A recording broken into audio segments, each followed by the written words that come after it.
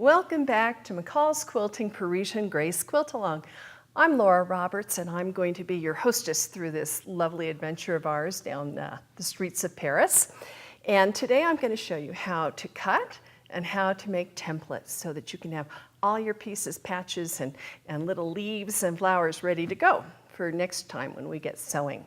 Okay, so the first thing you need to know is that when you look at your pattern, the pattern pieces are actually arranged by size. So you want to make sure you're cutting in the order they're listed, which means that you're going to be cutting the big things first. So you're going to be cutting strips before you cut squares. And when you get down to where you're way down at the bottom there, you're going to see that you're going to be cutting a square for bias binding. So all I want you to do is cut that square and set it aside, because down when we're almost done, I'll show you how to make the bias from that square. So just put that aside. So again, you're going to be cutting in the order they're listed, because that way you'll have the most success. So one thing I'm going to show you that isn't in the pattern, but is something in this quilt and also in my blocks, is a way that you can sort of fussy cut a border strip so that when it goes around your block, it's going to make this really pretty framing. So this, these border strips are cut from this fabric. And here's how it works. Okay, you need 2 strips that are 15.5 inches long and 2 strips that are 12.5 inches long. So what we want to do is arrange it so that the ruler will cut with this centered over here like that, so that you have it symmetrical. So here's how you do that. If you're going to cut a 12.5 inch strip, or we should probably start with a 15.5 just because it's longer. If you want to cut a 15.5 inch strip and you want to center it, here's how you do it. You take that length, the 15.5 inches, and you divide it in 2. That's how you know where the center is. So 15.5 divided by 2 is 7 3/4. Okay, so here's my ruler. And I'm looking, here's my 7 and 7 3/4. And it's really easy to see the center here of this pattern because it's symmetrical. Yeah, pretty symmetrical. It's darn close. And here's your center, okay? So what I'm going to do is line up my ruler so the 7 3/4 line is on that center part, like that.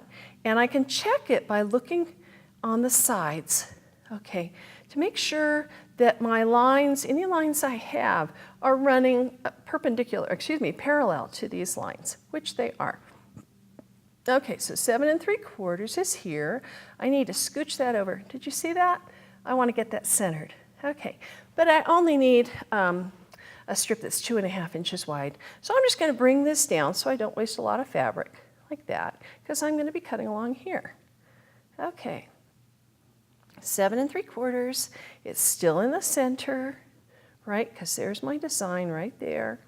Okay, and I need 15.5 inches for my strip. So what I'm going to do, I'm just going to start by cutting this right at the end of the ruler like that. And then, without moving it, I'm going to turn that just slightly without moving that fabric. I'm holding it tight, and I'm going to run my rotary cutter right down there like that. Okay, now, oops, I have a thread stuck. If you ever have a thread, where your rotary cutter is going along and it leaves a thread, leaves a thread, and leaves a thread, it means you have a notch in your rotary cutter blade and you need to put a new one in. Or you could try one of the blade sharpeners that's on the market and see if it works for you. Okay. 15.5 inches is the length of my strip. Now, did you see what I did? I turned it around. I cut like that the first time. There's my cut. And then I turned it around like that. So my cut edges are here and here, right? Oh no, I cut here and here. Those are my cut edges. These are the edges I need to cut. Okay, so what I'm going to do, here's the 15.5 inch line on my ruler. I'm going to bring that right down here, like that, so it's right on the edge of that strip. You see that? And then this line needs to be, this edge needs to be on that 2.5 inch line. Okay, there we go, 2.5, 2.5, there we go, 2.5 inches. Okay, 2.5 inches, 15.5 inches. There we go. All right, so I'm going to cut like I did before. I'm going to cut that end off like that. And then holding this. Now, if you're at home, you may be able to just walk around your table. I'm just going to turn it like that, making sure this 2.5 inch line is still in place. There we go. Okay. One of the good things to learn is to double check. You know that old saying about measure twice, cut once is absolutely true. 2.5, 2.5. There we go. Okay. Holding that like that, I'm just going to cut along. And since I appear to have a little notch in my blade, I'll do it twice. That's what happens when you run over a pin. If you've ever run over a pin, it's so sad, because then you ruin your blade. Okay, there we go. And if you can see, it's symmetrical. It's cut so you've got this center, but more importantly, it's cut so this is the same distance from the ends. And then when you put it around your block, you're going to have this wonderful framing up that is just, it's so pretty, and it's, you know, again, it's one of those things that makes you look brilliant. You know, like, look what I can do. Okay, so I'm just going to move these out of the way, and I'm going to show you how to cut templates, how to prepare your templates. Okay, when you get your pattern, you're going to have templates right there on that last page. And before you cut your templates, there's something really important you need to do. Right here, you have a square, an accuracy guide, a rectangle here. And it tells you print at 100%, no scaling. Well, what does that mean? It means that on your printer, or you know, in your computer where you can control the printer, if you have scaling on, in other words, where it's going to scale it to 80% or 12% or whatever, you're not going to have the right size. If you don't have the right size here, these templates aren't going to be the right size. So when you print it out, grab a ruler and check it. As you can see, this should be 2 inches by 1 inch. Okay, so I'm going to put my ruler on here, and I'm just going to take a good look. Okay, if I put my ruler on those lines, yay, it's 2 inches by 1 inch. If it was 1 1/4 by 2 1/4, I would need to bring it down. So let's say it looks like it's printing at 100%, and I want it to be smaller. I'll bring it to maybe 80%, and then check again. And you just kind of go up and down on the percentages on your printer, if you need to get that exactly 1 inch by 2 inch, because that way you know your templates are going to be the right size. Okay. So, templates. There are different ways to make templates, and you make templates based on what kind of applique you're going to be doing. If you're going to be doing hand applique, you do them one way. If you're going to be doing fusible web applique, you're going to be doing it in a different way. Okay, so here are the different ways to prepare. Okay, there are different products out there. This is a kind of template plastic that is heat resistant, which means you can iron on it. And that's the best one, because if you have a template plastic that's not heat resistant and you go ahead and iron those edges over, you know what's going to happen? Your template's going to get all crinkled up and your fabric will be all icky and you'll have to do it again. So it doesn't have to be like this. It doesn't have to be this color. There's also clear heat resistant template plastic, but you want to make sure heat resistant is on there, okay? Freezer paper. Now, there are a couple ways. You can go to the grocery store and buy the huge roll of freezer paper, and you can even buy that online. But this is a lovely thing. This is Kim Deal's new freezer paper. She's a wonderful designer, and she has come out with her own freezer paper that really, it's easier to work with because it doesn't have the curl, for one thing, and it's just, it's got a, I don't know how to describe it. It works better in terms of it holds it in place without being flimsy. And freezer paper, you'll notice when you look at this, I hope you can see this. One side is shiny and one side is like paper, okay? So when you're tracing your templates, you're gonna be tracing them on the paper side, okay? And I'll show you that in a minute. And if you're interested in this, you can go to mccallsquilting.com/quiltalong, and you'll have links to where you can get things like this, and also if you wanted to order the kit if you don't have yours yet. Just didn't want to forget that. Okay, then there's this stuff. This is made by June Taylor, And believe it or not, it's a printable fusible web, which means you can actually run this through your printer. Woohoo! You want to make sure, however, it's printing on the paper side. There's a paper side, and then there's this rough side. You can't mix them up. So you may want to do a little practicing with a plain piece of paper first. Make sure you know how it's printing. And then, here's another thing. If you're using fusible web, you have to flop the template. And what that means is, the way fusible web works, you are going to make it in reverse. You're going to end up the way that it's going to go like that. So on your printer or in your computer where it controls your printer, you'll see something that's a mirror image option. And depending on which program you have, which printer, sometimes it looks like lines going out in this, opposite directions, but they're a mirror image. So you just look for mirror image or reverse. You can also use a printer at, like Kinko's or a big place like that. They have one that'll do reverse also. So what that lets you do, you can print these guys out. And what I have done is you cut those out and then photocopy and photocopy. So if you do that, photocopy one, cut it out, put it on a plain piece of paper. So I have this one I photocopied onto regular paper, just plain old printer paper. And it comes like that. Cut that out. And then the next time you move it here, and you do it again, and you do it again. So you have on a piece of paper, you can have your 3 groupings of templates, and that way you use your paper more efficiently.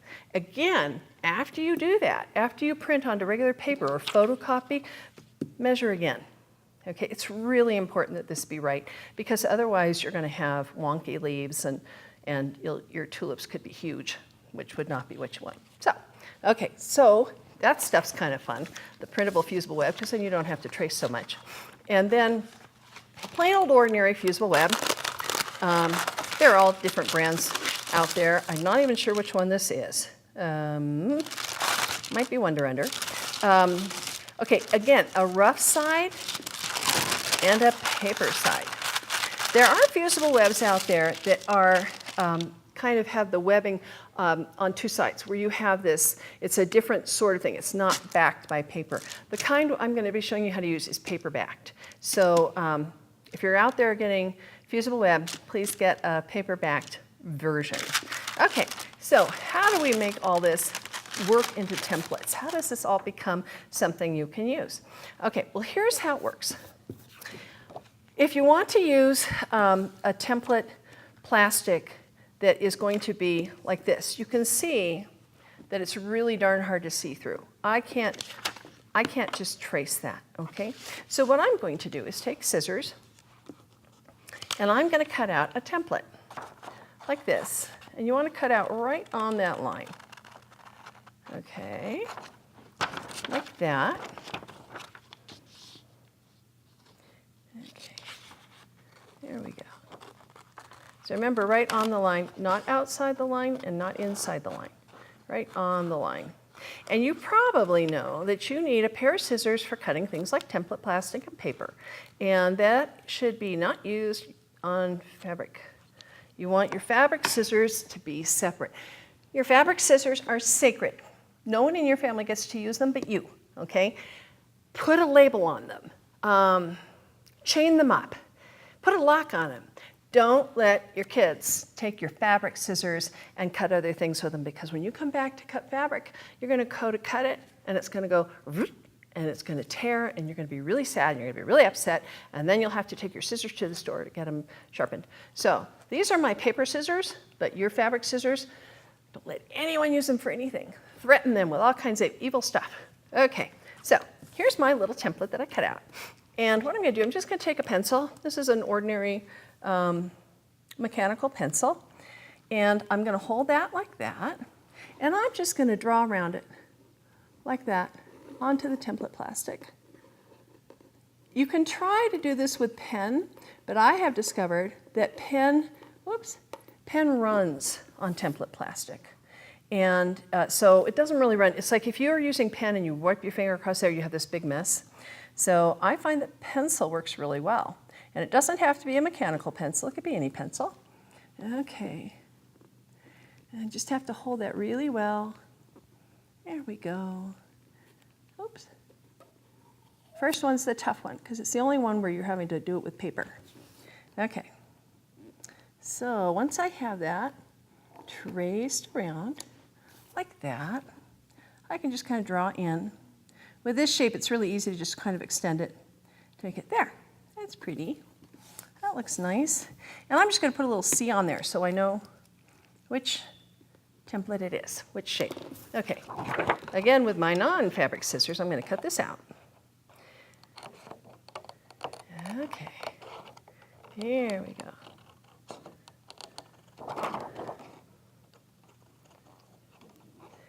Back in the day, before rotary cutters existed, you had to cut everything with scissors. Strips, squares, everything. So when I'm starting to feel sorry for myself because I don't want to, oh, this takes so long to cut by hand, well, it takes nothing compared to what they used to have to do. The other advantage to putting a letter on it like this is I know which way is up. I know which is the right way. Because believe it or not, these aren't symmetrical shapes, even if they sort of look like it. Okay, move that out of the way. And I'm going to bring on my fabric. Hi, fabric. My family thinks I'm so strange. Okay, and what I'm going to do, I'm going to put the fabric wrong side up. And I'm going to put my template also wrong side up. And I'm doing that so that the template front is going to be the front of the fabric. Okay, so you put your template wrong side down on your fabric like that. And I'm going to put a ruler under here so I have a hard surface. Okay, so I'm just going to trace around. It's easier than tracing around the paper because it's rigid. No great surprise there, huh? Okay. You may want to use, you can use a pen here, believe it or not, because no one's ever going to see it. As long as you don't have a pen that runs. If you use something like a marker, oh, it's so sad. It's going to run and it's going to go through. But there are also really cool like chalk pencils and stuff. And the one I like, there's one that's like a rolling thing. You'll see, it's kind of like the old-fashioned, oh gosh, those things that we used to, tracing wheel. It's kind of like that, but it's got chalk in it. You can use that if you want. I find that pencil works just fine for me.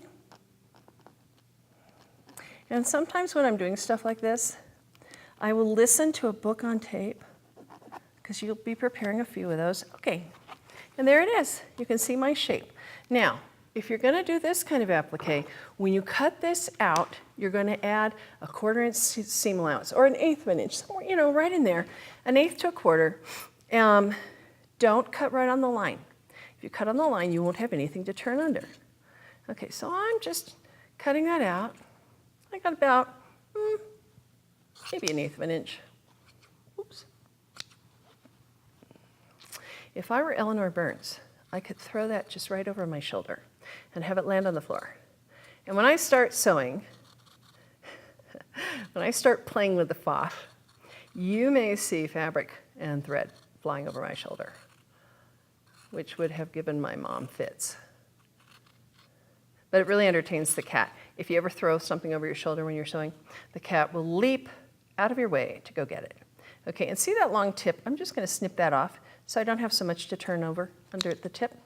Okay, so I've cut that out, and now I'm putting this back.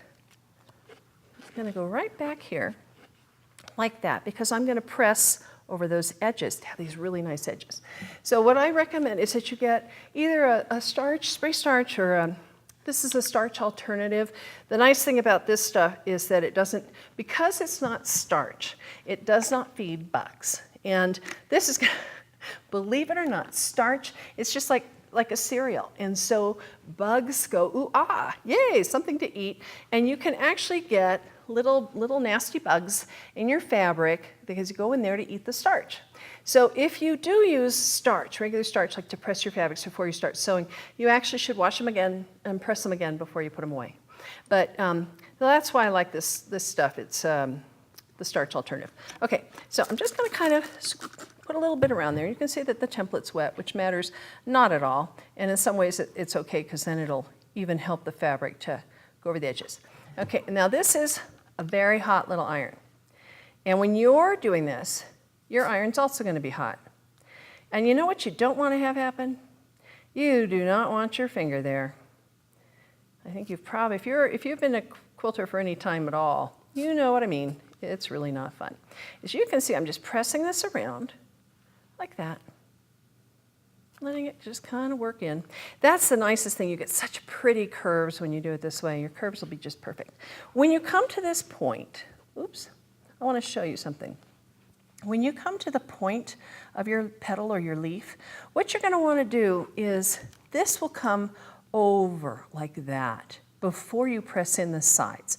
So I'm just going to use a pencil. You can use an awl, you can use your finger, whatever you feel like. I'm just going to fold that over the point like that. There, and press that down. I'll hold it for a second.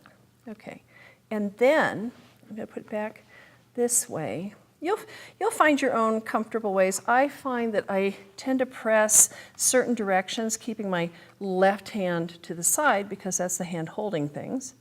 Okay, and I'm going to make sure my finger moves out of the way, just like that. Okay, wait till you see this. It'll be really pretty. Okay, and yay, look what's not melting. My template plastic isn't melting. Hooray. Okay, and now I'm going to do the same thing. I'm just going to come over this side and press it over like that. Now, I only have an 1/8 inch seam allowance here. You're absolutely welcome to use a 1/4 inch. The reason I use an 1/8 of an inch is because I just find that it's less fabric that you have to press around curves and fit in. But to each his own. And if you want a 1/4 inch seam allowance on there, which is what most people, you know, the patterns usually will call for a 1/4 inch, even on something like applique. But I think you might find that an 1/8 of an inch is plenty.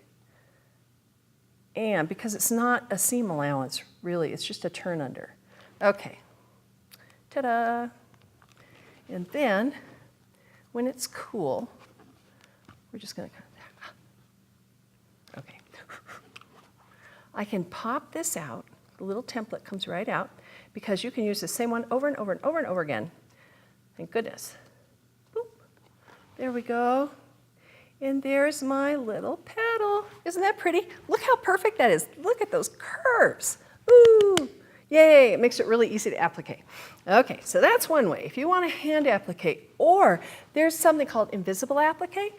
You can turn under an edge like that so you don't have any fusible web in your quilt, but use your machine to just stitch right along the edge. Okay, so you don't have to hand applique it, and you can still make it this way. All right, so what's the other way? Fusible web. Okay, I'm going to move this to the side for a minute. Okie dokie. Fusible web. Now you're going to be drawing on the paper side, not the bumpy side. And the way you're going to do that, again, I have to turn it over because I need it to be in reverse. Okay, so you can do it this way and trace it in reverse. Or you can just print it out already reversed and put it like that. But I'm just going to turn it over. Okay, and I'm going to trace that little piece. Just like I did on the template plastic. I'm going to trace it on the paper side of the fusible web. And don't worry if you get a tiny bit messy on this. You're never going to see this. This goes away. So if, don't be freaking out if it seems messy, because this will never show. Okay, there we go. Now, fusible web is kind of interesting in that you're going to end up cutting up fabric out on there. But right now, when you're working with just the fusible web, you just want to cut. It doesn't matter. You don't have to be exact on this at all. Just kind of whack that out of the way. There, like this. There. Okay? And what I'm going to do, I am going to press this to the wrong side of my fabric again. Now this has a glue on the back, and what you want to do, you want to read the instructions for the brand you're using. You'll find sometimes it just doesn't seem to stick. It's like it's not working, and why not? And people think, oh, my iron's not hot enough. Well, believe it or not, your iron can be too hot. If your iron's too hot, that could be one reason it's not working. So read the directions. You know, every brand has its own temperature. I know that I need to come down a little bit on the iron for this one. So I'm going to put it there on the back of my fabric. There we go. And I'm just going to hold it there. And you follow directions. Now, I have discovered that fusible web gets a little transparent when it's actually bonded, which is what you want. So if it looks really white in some areas, you can see that it's not as bonded as it should be. Let me show you what that looks like. I'll just take a scrap. Okay, if you do it really fast, you don't give it enough time, there. It's not as transparent. See over here, this part? See how white that looks?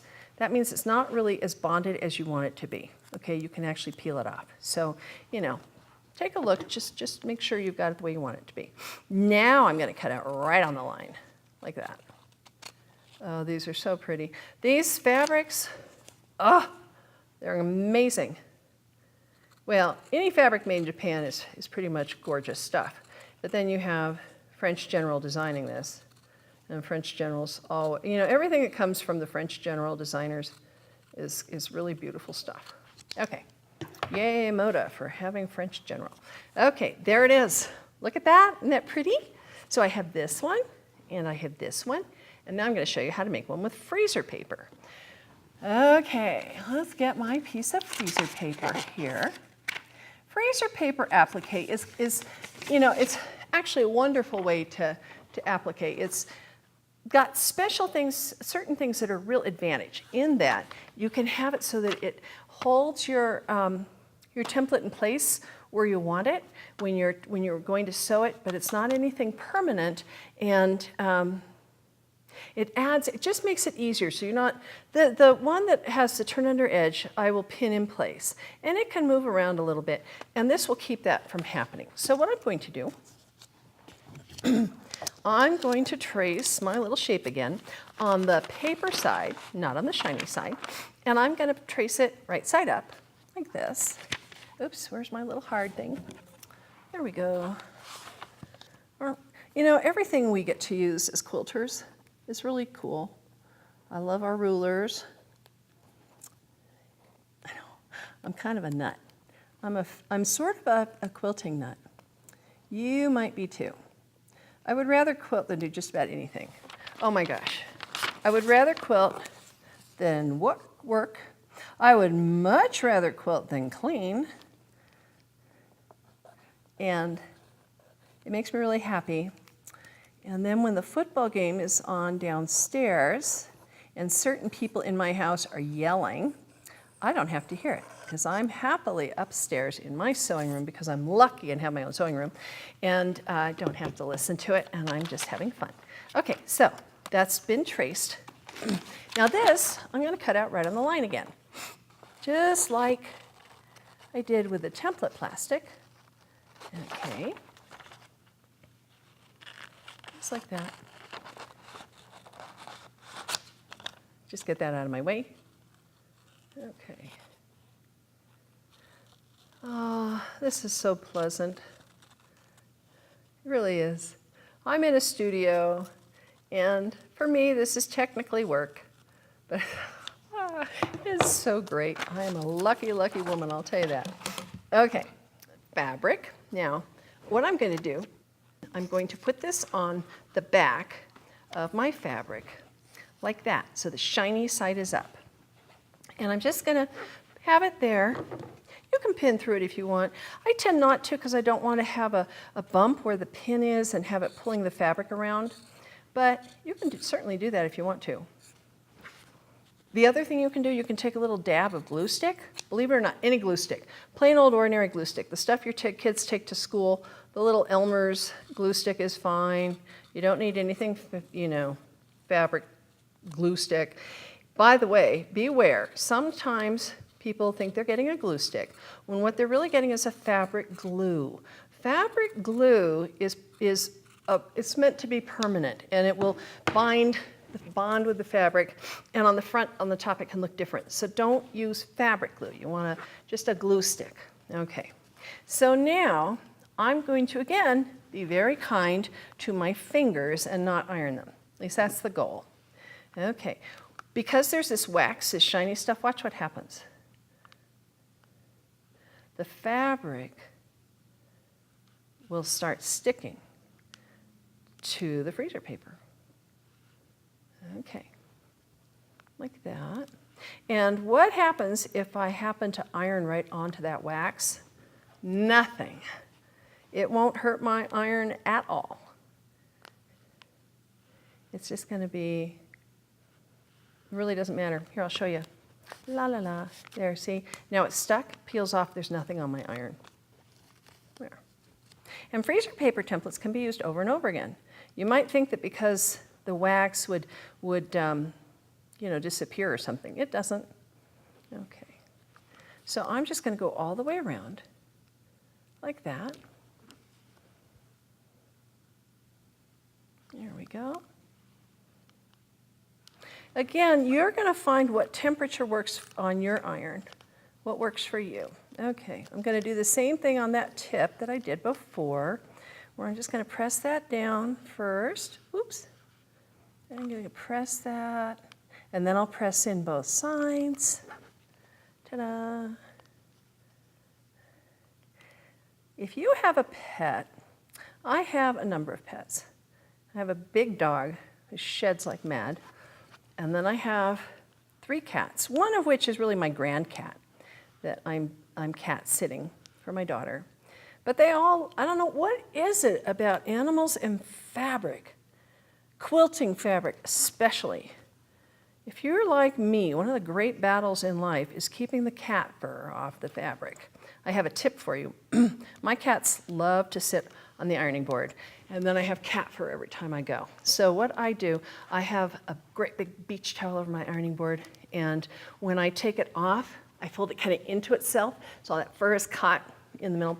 And then when I leave, even if I'm just running down the hall to get something or get a cup of coffee, I absolutely cover it, because I have a cat. She will be on there in 2 seconds, and I will then have fur everywhere. So that's just a little tip. Okay, so I didn't get that side. Okay, press you down, la la la. Okay, and then I just let it cool a tiny bit. Doesn't take long at all. And watch this, it just peels off. So you're going to pull the fabric off like that, and you can have it, just take that template out. But, ha ha ha, what's really cool, and I'm going to show you later, because I don't really want to give it away, but what's going to happen? When you press that onto your fabric when you're ready to applique, it's going to hold it in place, and then when you're almost done, you can take that out, or you can even open it on the back and take it out. So I'm going to show you how that works. All right, so when you are preparing your templates, I suggest, if you don't have a favorite kind of applique yet, go ahead and prepare your templates. I would prepare maybe 3 in each way. And that way, when I get to teaching you how to applique, you can try. You can't really tell on one. If you just do one of anything, it could be you just hate that the first time, but you might find the second time it's easier. The third time you go, oh yeah, I really like this one best. So go ahead and prepare your templates. And again, if you don't already have a favorite method, go ahead and prepare 3 in each way. So 3 with the template plastic, 3 with the freezer paper, and 3 with the fusible web. Alrighty? So next time when we get together, we're going to be playing for real. We're going to start making blocks. And I get to show you what I love about the FOF. I get to pet the motif fabric. Life is wonderful. And again, if you have any questions or you want to order the kit, go to mccallsquilting.com/quiltalong. And I will see you back here next time.